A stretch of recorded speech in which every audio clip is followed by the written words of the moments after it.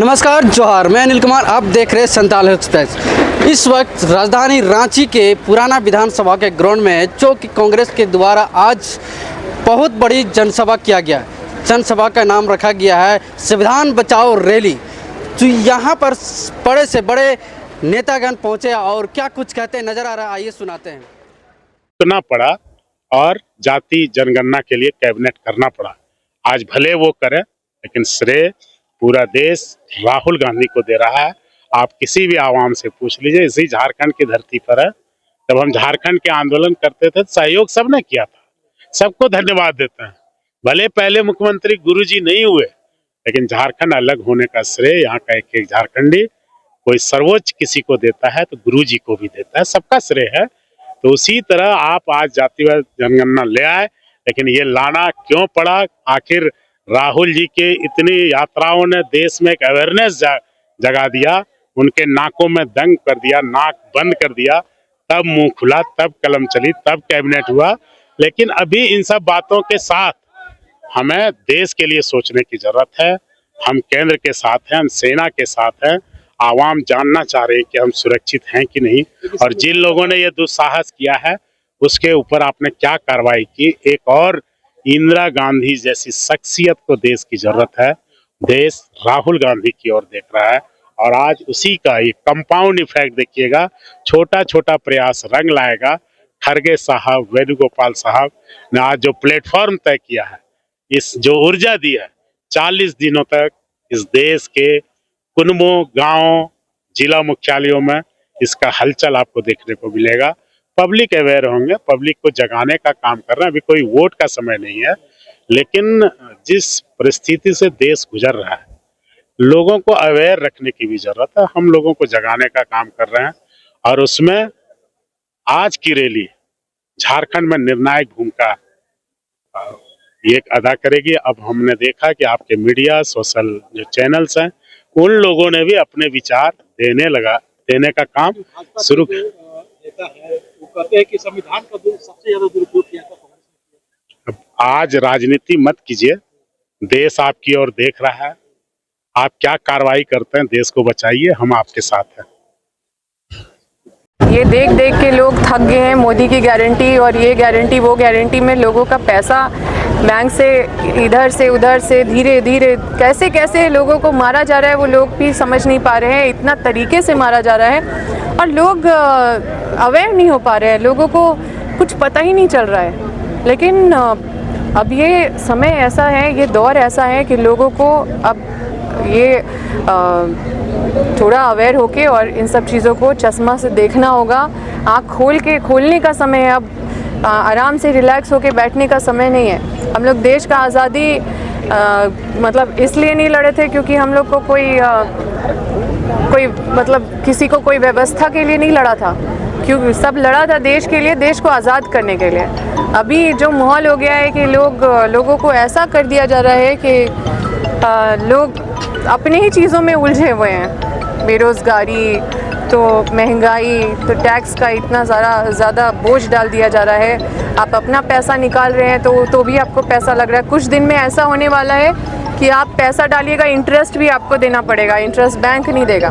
तो इंदिरा गांधी का सोच था कि बैंकों को मतलब लोगों के लिए ऐसा किया जाए ताकि आप लोगों का पैसा बचत हो, लेकिन उस सोच को मारा जा रहा है, हर सोच को मारा जा रहा है। देश जिस नींव पे खड़ा है वो नींव को ही ख़त्म किया जा रहा है। तो लोगों को समझना होगा और इसका अपने अधिकार के लिए, अपने हक के लिए लोगों को सामने आना होगा। और इसलिए हम लोग भी लोगों के बीच में जाके ये अभियान चला रहे हैं, ये रैली है और ये आवाज़ भी बुलंद कर रहे हैं, लोगों को जगा भी रहे हैं।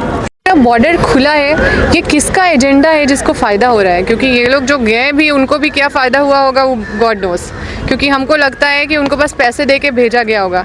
ये लोग स्लीपर सेल के तहत, ये लोग यहाँ पे जो समाज से वंचित लोग हैं, जो पढ़े लिखे नहीं हैं, वैसे लोग को यूज़ कर रहे हैं यहाँ पे। लेकिन पर्दे के पीछे कौन ये सब करवा रहा है, उनका कभी सामने उनको नहीं लाया जाता है।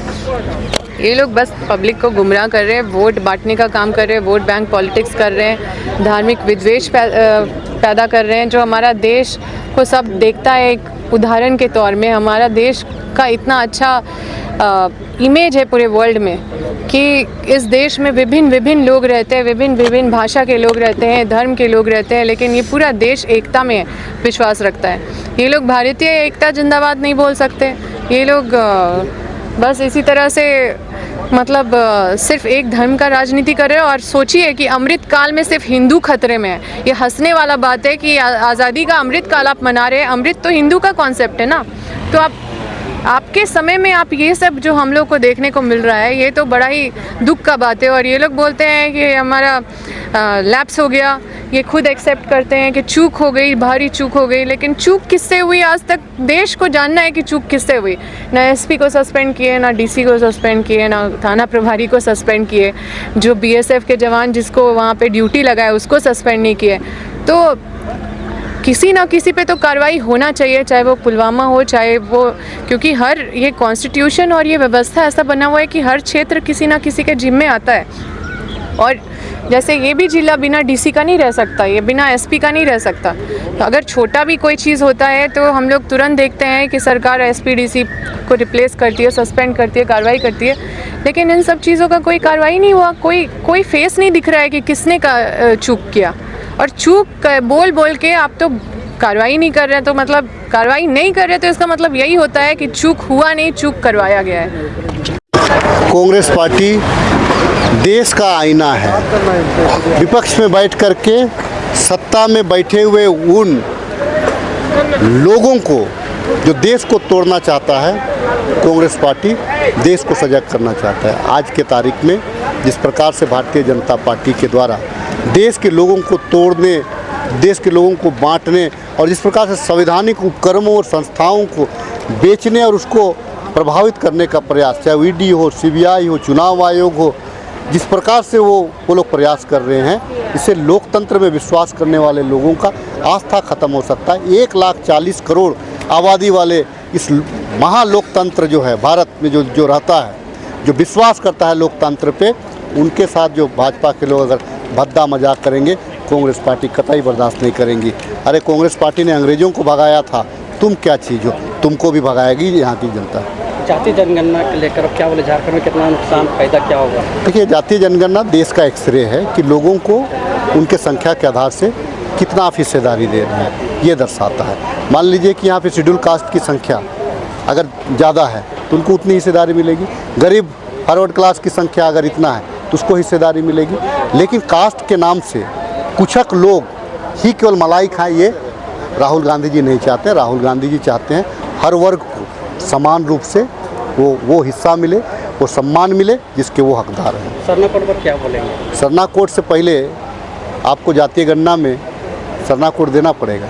हमारे नेता आदरणीय मल्लिकार्जुन खड़गे जी ने हुंकार भरा है, निश्चित तौर से हम भी रोड पर उतरेंगे। और सरकार अगर राज्यपाल इसको रोकेगी, केंद्र सरकार अगर इसको विरोध करेगी, हम सांसदों का घेराव भी करेंगे। क्या मैसेज देंगे इस तरह का सभा करके? आपका भी है? ये जन आंदोलन का एक रूपरेखा है।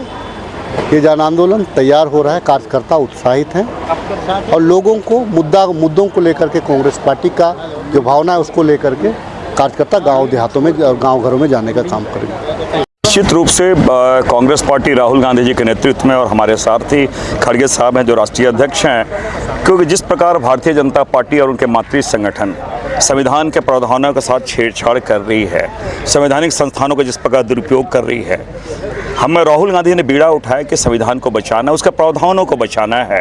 क्योंकि पूरे देश में जिस प्रकार एक विषाक्त वातावरण बन गया है, तो उसे कम करने के लिए, और पूरा ये देश गांधी का देश है, ये गांधी सही और राज्य देश जो है संविधान से चलेगा, लेकिन वो कहीं न कहीं नागपुर के एजेंडा को सेट करना चाहते हैं। यही एक कारण है कि हम लोगों ने भारत जोड़ो यात्रा के माध्यम से, जब राहुल गांधी जी ने यात्रा के माध्यम से, भारत जोड़ो यात्रा के माध्यम से संविधान बचाने की उन्होंने बात की है, आज समझिए अभियान का एक हिस्सा ये है। और यहाँ भी झारखंड में हम लोगों ने 40 दिन का अपने कार्यक्रम हमने तय किए हैं और लोगों को बताना कि किस प्रकार आपके साथ अत्याचार किया जा रहा है, किस प्रकार आपके नागरिक स्वतंत्रता का हनन किया जा रहा है, किस प्रकार समता का अधिकार का हनन किया जा रहा है, किस प्रकार इनके जो प्रावधान है उनके साथ हनन किया जा रहा है। इन सारी बातों के जो हम सफ़र कर रहे हैं उनको आम लोगों तक ले जाना जरूरी है। हम सड़क से लेकर सदन तक इसके लिए संघर्ष कर रहे हैं। अपनी ओर से क्या मैसेज देना चाहेंगे जनता को?